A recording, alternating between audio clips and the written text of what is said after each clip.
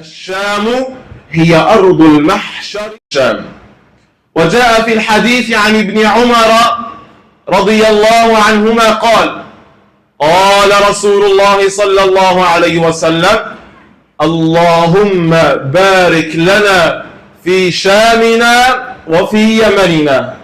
إذن بلاد الشام هي دعوة رسول الله، وبلاد اليمن هي دعوة رسول الله.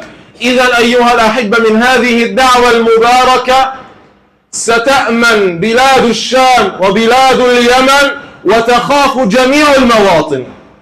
لماذا؟ بدعوة رسول الله.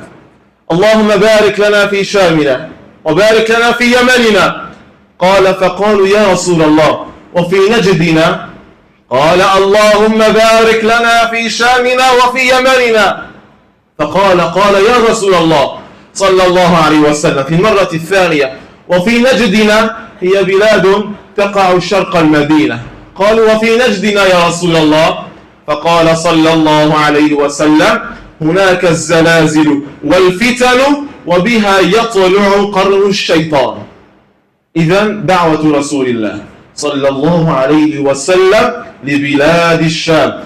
وجاء في الحديث الذي رواه الإمام البزار عن سيدنا أبي ذر رضي الله عنه قال: قال رسول الله صلى الله عليه وسلم: الشام هي أرض المحشر وأرض المنشر.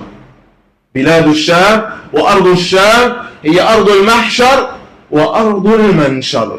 وقال صلى الله عليه وسلم وهو ينبه أهل الشام وينبه من سكن في الشام، فقال عليه الصلاة والسلام: إذا فسد أهل الشام فلا خير فيكم، ولا يزال الناس منتصرون لا يبالون من خذلهم حتى تقوم الساعة.